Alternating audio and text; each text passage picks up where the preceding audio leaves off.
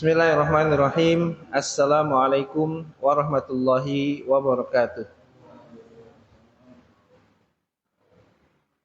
Alhamdulillah wassalatu wassalamu ala Rasulillah wa ala alihi wa sahbihi wa mawalah wa ba'du. Qala Allahu azza wa jalla fi kitabih tanzil, ya ayyuhalladzina amanu taqullaha haqqa tuqatih wa la tamutunna illa wa antum muslimun. Wa qala nabiyyuna Muhammadin sallallahu alaihi wasallam, ittaqillaha haitsu ma kunta wa atbi'is sayyi'atal hasanata tamhuha wa khaliqin nas bi khuluqin hasanin. Jamaah yang dirahmati Allah Subhanahu wa taala, alhamdulillah pada kesempatan sore hari ini kita bisa bermajelis di salah satu rumah Allah Subhanahu wa taala. Kita akan mengaji sebuah tema yang cukup penting sekali, yakni berkaitan dengan adab dalam menuntut ilmu. Bapak dan Ibu yang dirahmati oleh Allah Subhanahu wa taala, itu adalah sebuah terbatas waktu dan juga terbatas oleh status. Ya.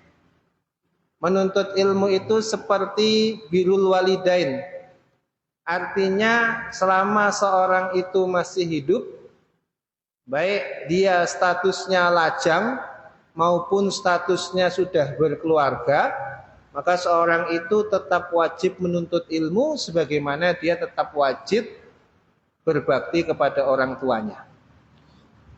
Karena perkara ini adalah perkara yang cukup penting, maka di sana ada adab-adab yang mesti diperhatikan dalam menuntut ilmu. Maka dalam kajian ini kami mengambilkan dari kitab Mustalah Hadis yang ditulis oleh Syekh Utsaimin. Di akhir pembahasan tentang Mustalah Hadis, beliau menyebutkan tentang adabul alim wal muta'allim. Beliau mengatakan walikullim minal alim wal muta'alim adabun yambaghi mura'atuha. Setiap guru dan juga murid memiliki adab yang harus dijaga. Minha ma huwa mushtarakun bainahuma wa minha ma huwa muhtasum bi ahadihima. Ada adab yang sifatnya ini berlaku bagi guru dan murid, dan ada juga adab yang hanya berlaku bagi guru dan hanya berlaku bagi murid. Ya. Maka pada kesempatan malam hari ini coba kita akan belajar bersama mengenai adab-adab tersebut. Faminal adabil mushtarakah, di antara adab-adab bagi seorang guru, seorang muallim dan juga bagi murid. Ya. Yang pertama adalah ikhlasun niyati lillah bi ayyan wiya bi ta'allumihi wa ta'limihi at-taqarrub ilallahi bi hifdzi syariatihi wa nasriha wa raf'il jahli anhu wa anil ummati. Seorang guru dan seorang murid diharuskan meniatkan ikhlas karena Allah Subhanahu wa taala ketika ia mengajar dan juga ketika ia belajar. Dia mengharapkan untuk bisa mendekatkan diri kepada Allah Subhanahu wa taala.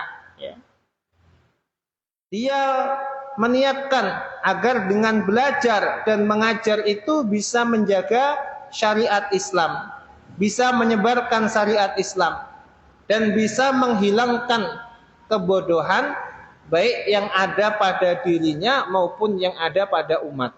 Ya. Maka ada sebuah hadis yang berkaitan dengan keikhlasan ini, ya, di mana Rasulullah SAW bersabda, "Man ta'allama ilman mimma yabtaghi bihi wajhullah la yata'allamuhu illa liyusiba bihi aradan minad dunya lam yajid arfal jannah yaumal qiyamah." Ya. Rasulullah bersabda, barang siapa yang mempelajari suatu ilmu dengan apa yang seharusnya ditujukan untuk mencari wajah Allah Subhanahu wa taala. Ia tidak mempelajarinya kecuali hanya sekedar untuk mendapatkan bagian dari keuntungan duniawi, maka Rasul mengatakan dia pada hari kiamat tidak akan mencium aroma wanginya surga. Maka dia akan dijauhkan dari penduduk surga, sekalipun dulu ketika di dunia rajin menghadiri taklim atau ikut serta dalam menyebarkan ilmu. Dikarenakan niatnya yang tidak tulus, bukan karena Allah, tapi ingin disebut sebagai seorang ulama, ingin disebut sebagai seorang yang alim, ya, maka kesalahan niat ini bisa berdampak buruk baginya. Kemudian adab kedua, yakni al-amalu bima alima. Hendaknya baik guru maupun murid mengamalkan perkara yang sudah ia pahami. Faman amila bima alima warathahullahu ilma ma lam ya'lam. Syekh Utsaimin mengatakan, barang siapa yang mengamalkan berdasarkan ilmunya, ya, maka Allah Subhanahu wa taala akan menambahkan kepadanya ilmu yang dia belum mengetahuinya. Allah taala, Allah berfirman, walladzina ihtadau, dan orang-orang yang mendapatkan petunjuk, zadahum huda, maka Allah Subhanahu wa taala akan menambahkan petunjuk tersebut, ya. Artinya seorang yang mendapatkan petunjuk, dia belajar, kemudian dia amalkan, ya. Misalnya dia belajar ikuti kajian ustadznya mengisi tentang kejujuran, ya. Kemudian dia pulang, ya, dia mengajak keluarganya untuk saling jujur, ya. Suami jujur kepada istrinya, istri jujur kepada suaminya, tidak ada hal-hal yang ditutup-tutupi. Anak-anak dilatih jujur ketika orang tua menjanjikan sesuatu kepada anaknya, bukan hanya untuk tipu-tipu, ya. Maka sungguhnya ilmu yang diamalkan tadi akan menjadikan orang itu semakin bertambah ilmunya, ya. Sebaliknya, Syekh Utsaimin mengatakan, waman tarakal amal bima alima ausyaka ayyaslubahu Allahumma alima. Barang siapa yang meninggalkan mengamalkan sesuatu yang sudah dia ketahui, ausyaka ayyaslubahu Allahu ma'alima, maka bisa jadi Allah Subhanahu wa taala akan merampas, ya, akan merampas ilmu yang sudah dia pahami, ya. Bisa jadi dia kemudian lupa dengan ilmu tersebut, atau bisa jadi apa? Dia tidak memahami perkara tersebut, ya. Maka jemaah yang dirahmati oleh Allah Subhanahu wa taala, ini adalah adab yang harus dimiliki oleh seorang pengajar dan juga seorang murid, yakni mengamalkan ilmu yang sudah dia ketahui. Ya, makanya para salafus saleh, mereka itu tidak berlomba-lomba untuk mencari hadis, untuk menambah hadis, kecuali apa? Hadis yang sudah didapatkan itu mereka coba untuk mengamalkannya dalam kehidupannya, ya. Jemaah yang dirahmati oleh Allah, kemudian adab yang ketiga yang mesti dimiliki oleh guru dan murid adalah at-tahalluqu bil akhlaqil fadilati, ya. Hendaklah berakhlak dengan akhlak yang terpuji. Minal waqari wa husnis simati wa layyinil janibi wa baddil ma'rufi wa ihtimalil adza wa ghairi dzalika minal akhlaq allati yuhmadu 'alaiha syar'an au urfan saliman, ya. Akhlak yang mulia itu adalah seperti khidmat, ya. Khidmat ini apa, ya? Sungguh-sungguh serius, ya, dalam mengajar maupun dalam belajar. Tidak nyambi, ya. Banyak orang itu, ya, ngajar atau belajar nyambi. Nyambi apa, ya? nyambi chattingan atau nyambi dagang, ya, ini akan menyebabkan apa? Tidak fokus. Ya. Maka kalau sudah hadir ke majelis ilmu harus khidmat, ya, berkhidmat sekali kepada ilmu tersebut. Kita hargai ilmu tersebut dengan cara kita mengfokuskan diri. Ya. Kemudian juga berkarakter baik. Ya. Dalam thalabul ilmi harus berkarakter yang baik. Ya. Kalau seandainya ternyata majelisnya penuh padat, maka kita berusaha tidak mengganggu saudara kita. Ya, dengan cara apa? Tidak geser-geseran. Ya. Atau apa? Tidak menyuruh orang lain untuk mundur sementara kita ingin menempati posisi yang di depan. Ya. Kalau pengen posisi di depan, ya datang lebih awal. Ya, tidak boleh mengkapling. Ya. Kenapa? Karena itu kebaikan, ya. Bahkan isar saja dalam masalah kebaikan dikatakan oleh para ulama bid'ah, ya. Al-itharu fil ibadah bid'ah, ya. Ya. Walayyinil janib, bersikap lembut kepada orang lain, ya. Kemudian wabadlil ma'ruf, mengupayakan kebaikan, ya. Wahtimalil adza, menghindarkan bahaya, ya. Misalnya ada sesuatu yang berpotensi membahayakan, ya, maka seorang itu berusaha untuk menyelamatkan orang lain, ya, agar tidak terkena bahaya tersebut. Ya. Dan selainnya, ya, yang termasuk ke dalam akhlak-akhlak yang terpuji secara syar'i maupun secara urfi. Ya. Kemudian yang keempat, ya, yakni istinabul akhlaqis safilati. Ya. Hendaknya seorang guru dan seorang murid menjauhi akhlak yang tercela, ya. Minal fuhsyi wasabbi wal adza wal ghiltati wal hifatil madmumati fil mantiki wal hay'ah. Ya. Akhlak yang tercela itu seperti bersikap kasar, ya, atau mencela, ya. Ketemu saudaranya, ya, saudaranya diejek, dicela, ya, padahal di majelis ilmu, ya. Atau apa? Mengganggu wal ada, ya. Wal ghidhah, ya, wal ghidhah ini sama bersikap kasar, ya. Atau apa?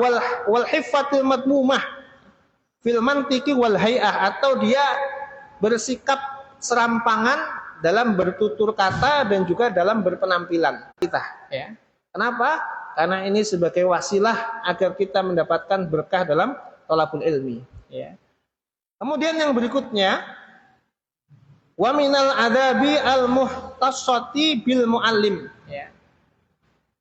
Di antara adab-adab yang adab ini dikhususkan bagi seorang guru, seorang muallim. Ya. Dan setiap kita di sini hakikatnya adalah seorang guru. Minimal adalah guru untuk keluarga kita. Yang pertama, al-hirsu ala nasril ilmi bi jami'il wasail. Seorang guru itu harus bersemangat dalam menyebarkan ilmu dengan semua sarana yang ada. Ya. Semua sarana yang dia mampu. Ya. Baik menyampaikan secara lisan dengan berdakwah, atau mengajarkan di kelas, ya, atau melalui media, ya, baik dengan tulisan, ya, atau dia membuat video, kemudian video itu di-share, ya. Maka ini adalah sebagai bentuk bersemangat dalam apa? Menyebarkan ilmu. Dan juga wa ay yabdulahu liman talabahu bi talaqatin wan sirahi sadrin, ya. Seorang guru ini dia harus berusaha memahamkan ilmu liman talabahu, kepada murid yang belajar ilmu tersebut, kepada murid yang mempelajari ilmu tersebut, ya. Jadi gurunya harus berusaha memahamkan, artinya harus sabar, ya. Bitolaqatin, ya, dengan memberikan wajah yang apa, ya, yang berseri-seri gitu, ya. Walaupun muridnya kesusahan tapi gurunya menampakkan wajah yang berseri-seri sehingga apa? Itu menjadi ringan, masalah yang berat menjadi ringan, ya. Wan sirahi sadrin, dan juga dengan berlapang dada, ya.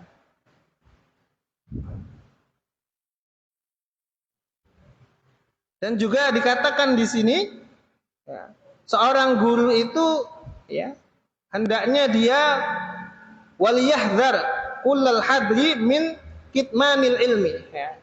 Hendaknya seorang guru ini berhati-hati. Jangan sampai ada suatu ilmu yang ilmunya itu penting tapi dia rahasiakan. Atau dia sengaja tidak menyampaikan suatu ilmu padahal ilmu itu penting. Ya.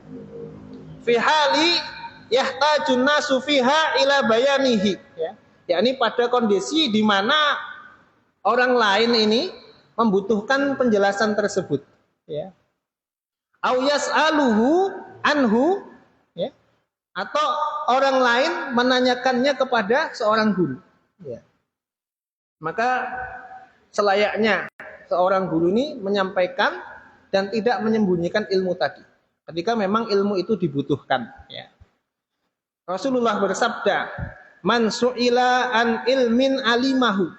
Barang siapa yang ditanya tentang suatu ilmu, alimahu, yang dia mengetahui hal tersebut. Summa kata mahu, tapi dia merahasiakan ilmu tersebut, ya. Uljima yaumal qiyamati bil lijamin minan nar. Ya. Kata Rasulullah, ya, maka pada hari kiamat uljima, ia akan dipakaikan, ya, ia akan dikenakan bi lijamin minan nar, dipakaikan tali yang terbuat dari api neraka, ya. Dia akan diseret. Kenapa? Karena ada suatu ilmu yang dibutuhkan, ilmu yang penting, tapi dia menahan ilmu tersebut sehingga masyarakat ini apa? Menjadi bodoh, tidak mengetahui hakikat kebenaran tadi, ya. Kemudian yang kedua, seorang guru dikatakan di sini as-sabru ala adal muta'allimina wa su'i muamalatihim lahu, ya. Seorang guru itu harus bersabar terhadap keburukan perilaku murid-muridnya terhadap dirinya, ya.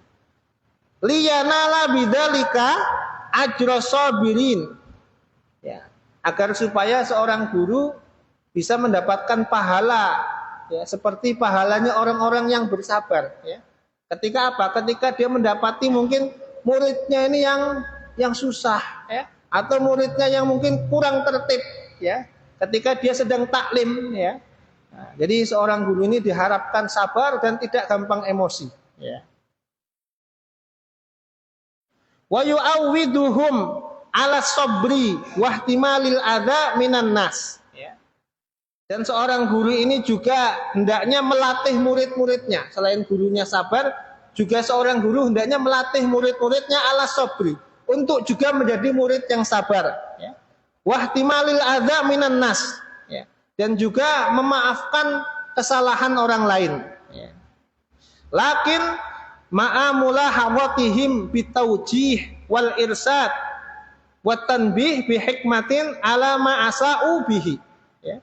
Dan seorang guru ini, ya, sekalipun dia bersabar ketika mendapati muridnya yang tidak tertib, ya, atau muridnya yang mungkin melakukan hal yang tidak semestinya, ya, walaupun gurunya ini sabar tapi tetap harus memberikan perhatian, ya, bitauji, dengan dinasehati, wal irsyad, diarahkan, watanbih bihikmatin, atau diberikan peringatan yang peringatannya itu tetap mengandung hikmah, ya.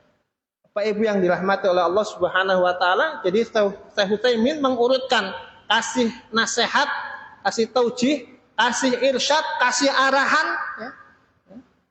Kalau masih, ya, ternyata masih belum benar, boleh diberikan tanbih bihikmatin, berikan peringatan yang peringatan itu mengandung hikmah, ya. Bapak Ibu yang dirahmati oleh Allah Subhanahu wa taala, apa yang dimaksud dengan tanbih, peringatan, ya? Peringatan itu bisa bentuknya teguran, bisa bentuknya hukuman, ataupun bentuknya adalah pukulan, ya. Hari ini dikatakan bahwa pendidikan yang ideal itu adalah pendidikan yang tidak mengandung pukulan. Kalau ada pukulan langsung divonis ini pasti melakukan sebuah apa? Ya, pelanggaran. Tidak peduli apa yang dilakukan, kesalahannya tidak peduli, kalau ada pukulan pasti yang disalahkan yang memukul. Nah, kira-kira ini benar atau tidak? Nah, ini perlu kita kaji. Syekh Utsaimin mengatakan kadang perlu diberi tanbih, ya. Maka Bapak Ibu yang dirahmati oleh Allah Subhanahu wa taala, ya ini menarik sekali, ya. Kalau kita membahas, kita membaca hadis-hadis Rasul, ya, kita akan dapati sebuah riwayat. Rasulullah bersabda, ya, muru auladakum bis-shalah wa hum abna'u sab'i sinin. Suruh anak-anakmu ketika sudah berusia 7 tahun untuk mengerjakan sholat, ya. Wadribuhum 'alaiha wa hum abna'u ashrin. Kalau ternyata mereka susah disuruh sholat, suka meninggalkan sholat, kata Rasulullah, pukul mereka kalau usianya sudah 10 tahun. Bapak Ibu yang dirahmati oleh Allah, ini yang mengatakan bukan saya. Yang mengatakan adalah guru terbaik. Siapa yang tidak sepakat kalau Rasulullah adalah guru terbaik? Ya. Maka sesungguhnya dalam pendidikan itu terkadang ada ketegasan. Ya. Para ulama menjelaskan, saya baca dalam kitab Syarah Riyadhus Shalihin, ya, Syekh Utsaimin menjelaskan anak itu, ya, kalau usianya masih 7 tahun jangan dipukul. Orang tua harus sabar, nasihati dengan halus, senakal apapun jangan dipukul, terus berikan nasihat, ya. Bisa jadi dengan seringnya nasihat itu akhirnya anak ini berubah. Tapi kalau sampai usia 10 tahun, maka tetap diberi nasihat dan juga diberikan ketegasan, ya. Karena terkadang anak-anak kalau sudah seusia itu tidak cukup hanya dengan kata-kata, tapi perlu adanya ketegasan, ya. Dan ini tidak tepat kalau dikriminalisasi, ya. Dan tentu dalam hal ini juga ada dhawabitnya, ada ketentuannya, bagaimana pukulan yang masyru', yang diperbolehkan, ya. Bapak Ibu yang dirahmati oleh Allah Subhanahu wa taala, yang menarik kemudian saya juga membaca dalam kitab fikih, ya. Dalam kitab Al-Mawsu'ah Al-Fiqhiyah Al-Kuwaitiyah, ya. Saya dapati penjelasan di sana, ini menarik sekali, ya. Min anwa'it ta'dzibil masyru', di antara bentuk memberikan peringatan masyru' yang oleh syariat itu diperintahkan, ya. Dzarbul abbi awil ummi waladahuma ta'diban. Ya.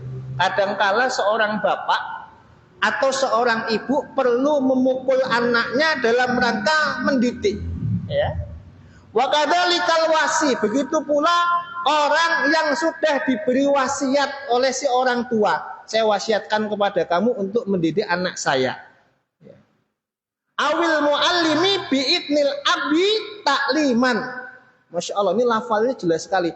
Atau seorang guru yang sudah diizinkan oleh si bapak untuk mengajari anaknya, ya. Ini para ulama mengatakan boleh seorang guru itu ada kalanya memberikan suatu pukulan, ya.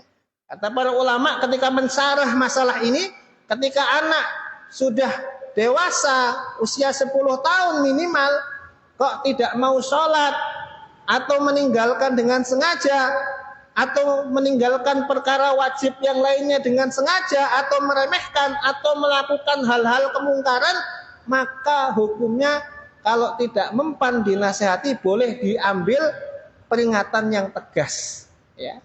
Nah, apa dhawabitnya, apa ketentuannya, apa rambu-rambu yang harus dilakukan oleh orang tua, oleh guru dalam memberikan takdib tadi? Nah, di sini, ya, dijelaskan dalam Syarah Riyadhus Shalihin, ya. Yang pertama, jika seorang anak itu meninggalkan kewajiban atau sulit untuk diperintahkan atau dia melakukan kemungkaran, maka ini menjadi alasan orang tua boleh memberikan peringatan, ya. Yakni memberikan apa? Pukulan, ya. Yang kedua ketentuannya usianya tidak kurang dari 10 tahun, ya. Kalau belum sampai 10 tahun kita ingatkan, orang tua harus sabar, ya. Yang ketiga, tidak boleh sampai melukai atau menciderai. Ini ada batasannya, tidak boleh berlebihan. Ya. Yang keempat, jika si anak belum dipukul tapi dia sudah bergerak, ya, atau ketika akan dipukul dia langsung berjanji tidak akan mengulangi, hendaknya orang tua bersabar tidak memukulnya. Kenapa?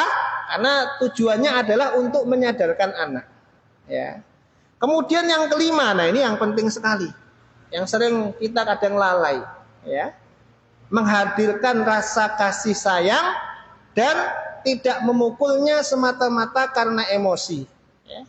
Makanya Bapak Ibu, kalau jenengan ya melihat anaknya disuruh kok susah, tidak ada kasih sayang yang kita hadirkan.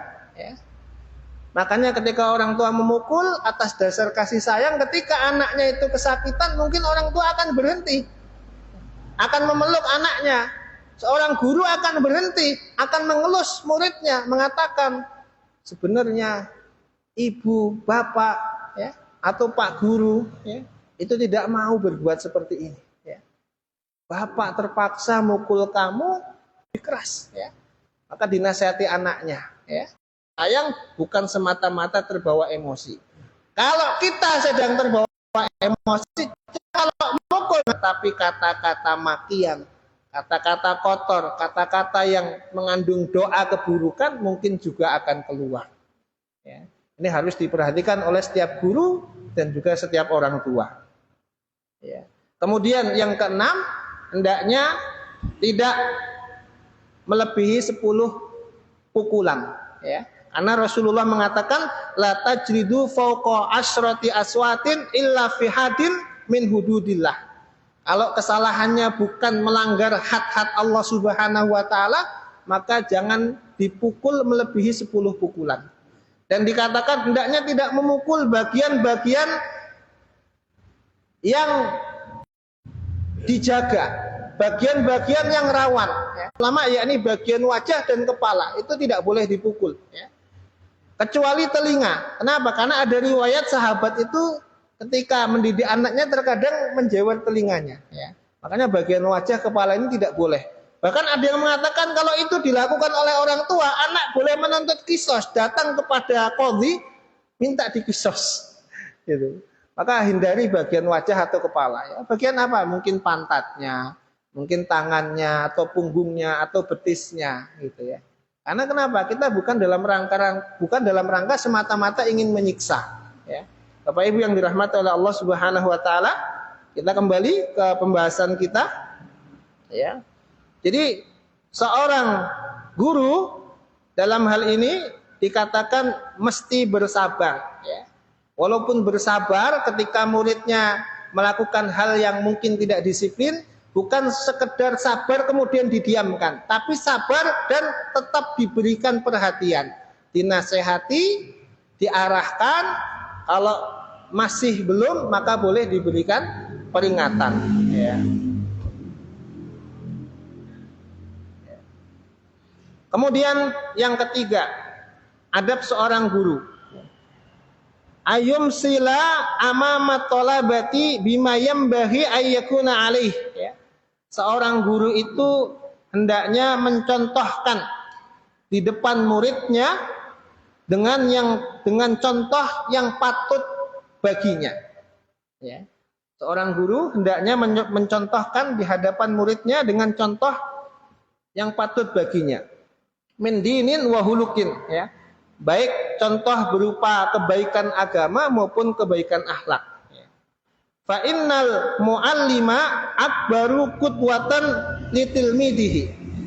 Karena sesungguhnya seorang guru itu adalah teladan yang paling utama bagi murid-muridnya. Wa huwa al-mir'atu allati yan'aqisu 'alaiha dinul muallimi wa akhlaquhu. Seorang guru itu ibarat cermin, ya, yang darinya akan terpantul kebaikan agama dan juga akhlaknya. Ya. Makanya ada sebuah filosofi, ya, kalau guru kencing berdiri maka murid akan kencing berlari. Ya. Dalam hal ini maksudnya apa? Hendaknya gurunya tidak mencontohkan hal yang buruk. Kalau mencontohkan yang buruk, muridnya bisa berbuat yang lebih buruk lagi. Maka seorang guru hendaknya betul-betul menjaga sikapnya, baik ketika mengajar maupun di luar jam kelas. Ya. Bapak Ibu yang dirahmati oleh Allah Subhanahu Wa Taala. Kemudian yang keempat, ya, wa ayyasluka akrobat turuki fi isalil ilmi ila tilmidihi. Hendaknya seorang guru itu memilih metode yang termudah, ya, untuk menyampaikan ilmu kepada murid-muridnya. Wa gharsil mahabbati fi qulubihim, dan seorang guru hendaknya menanamkan kecintaan terhadap ilmu kepada murid-muridnya. Liyumkina min qiyadatihim wa isgha'ihim li kalamihi wastijabatihim li taujihihi. Hal ini agar supaya seorang guru mampu mengendalikan muridnya, dan juga agar supaya murid-murid ini, ya, mau mendengarkan ucapan gurunya dan juga mau merespon nasihat dari seorang guru. Ya.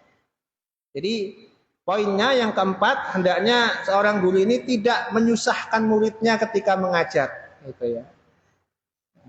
Dan juga menanamkan kecintaan kepada ilmu. Ya. Kalau murid-muridnya ini sudah mengetahui keutamaan ilmu dan cinta terhadap ilmu, maka akan lebih mudah untuk mengendalikannya.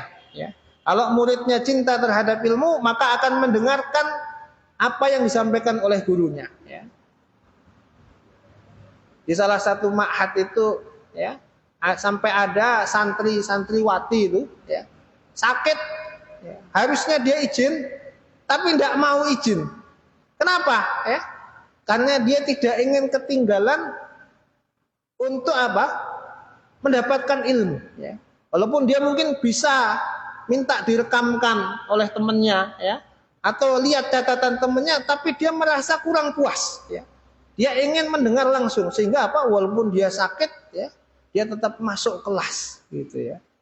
Padahal kemarin baru sakit, baru berobat. Ya. Kenapa? Karena seorang guru mampu menanamkan kecintaan terhadap ilmu. Ya. Kalau cinta terhadap ilmu, maka seorang murid ini tidak akan meletakkan buku sembarangan. Ya. Dalam salah satu kajian ada murid, ya, bukunya itu dipakai untuk kipasan. Maka seorang ustadz yang sedang mengajar langsung menghentikan pelajarannya, materinya langsung diganti, adab terhadap ilmu. Ya.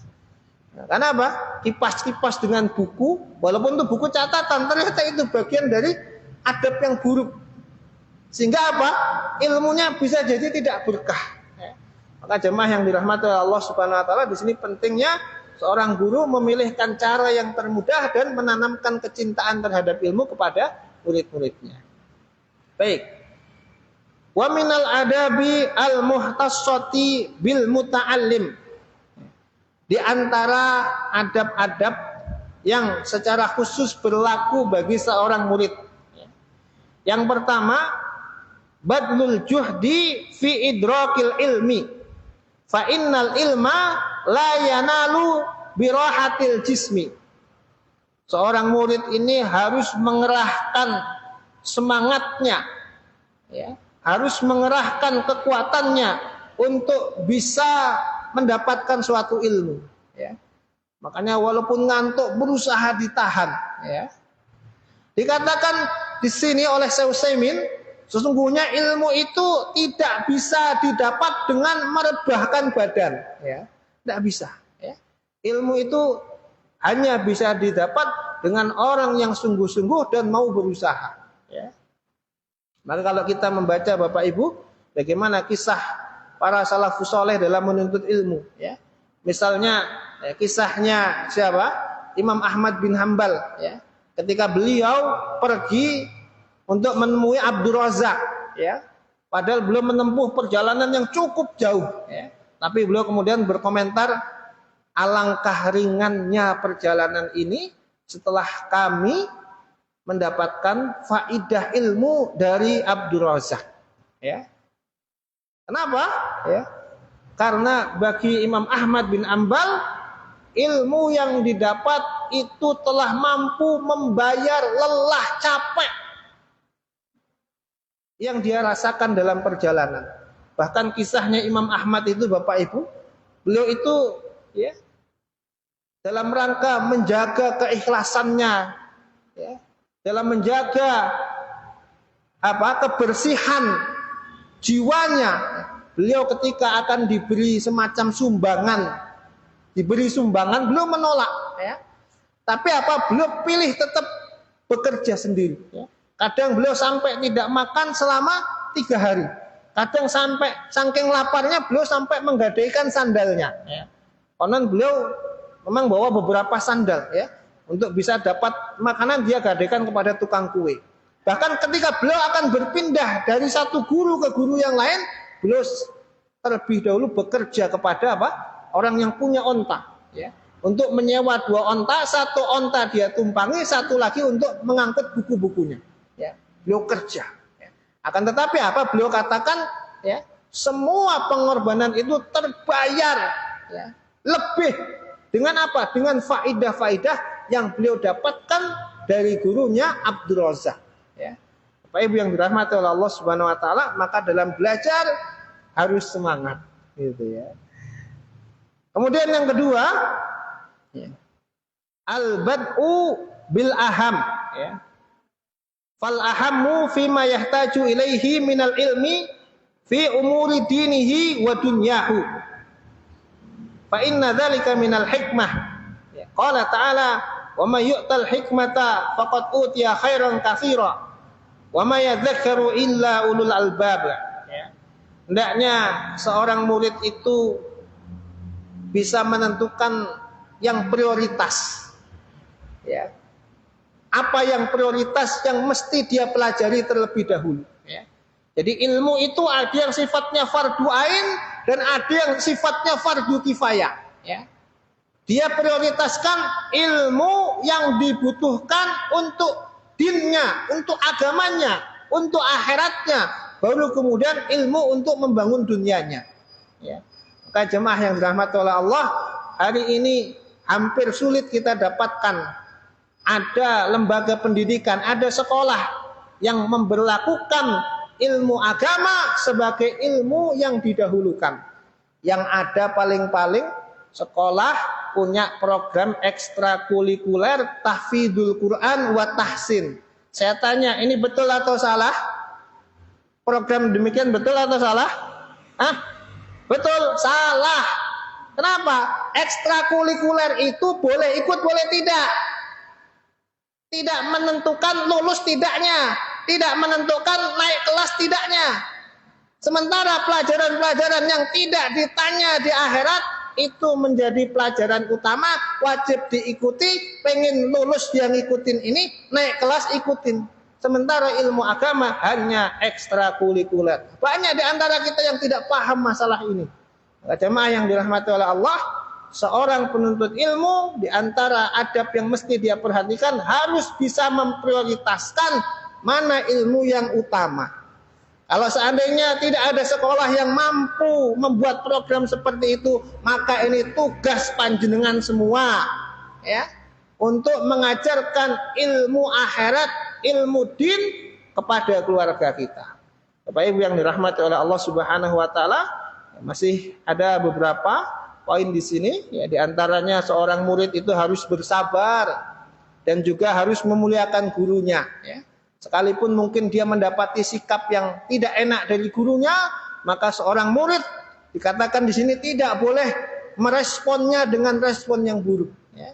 Dalam rangka apa? Dalam rangka mendapatkan keberkahan ilmu, ya. Seorang ulama bernama Salim Maula Ibnu Umar, antum bisa baca pengakuan beliau. Beliau adalah mantan budaknya Abdullah bin Umar, ya. Dan beliau mengatakan bahwa Ibnu Umar itu cukup tegas, cukup keras dalam mendidik, tapi beliau tetap bersabar hingga akhirnya apa? Beliau Salim Maula Ibnu Umar, walaupun beliau mantan budak, di kemudian hari Allah Subhanahu wa taala mengangkat beliau menjadi orang yang dihormati. Karena apa? Karena ilmu dan keberkahan ilmu tersebut. Dalam salah satu riwayat beliau mengatakan, aku belajar kepada Ibnu Umar dan beliau adalah orang yang tegas dan cukup keras, tapi aku bersabar. Maka Kalau kita mendapati guru kita tegas, keras, harus sabar. Supaya apa? Supaya berkah ilmunya. Baik. Jemaah yang dirahmati oleh Allah Subhanahu wa taala, demikian kajian kita pada kesempatan kali ini. Mudah-mudahan ini menjadi menjadi sebuah ilmu yang bisa selalu mengingatkan kita untuk memperhatikan adab-adab dalam mengajar maupun dalam belajar. Wabillahi taufiq wal hidayah. Ma'assalamah. Assalamualaikum warahmatullahi wabarakatuh.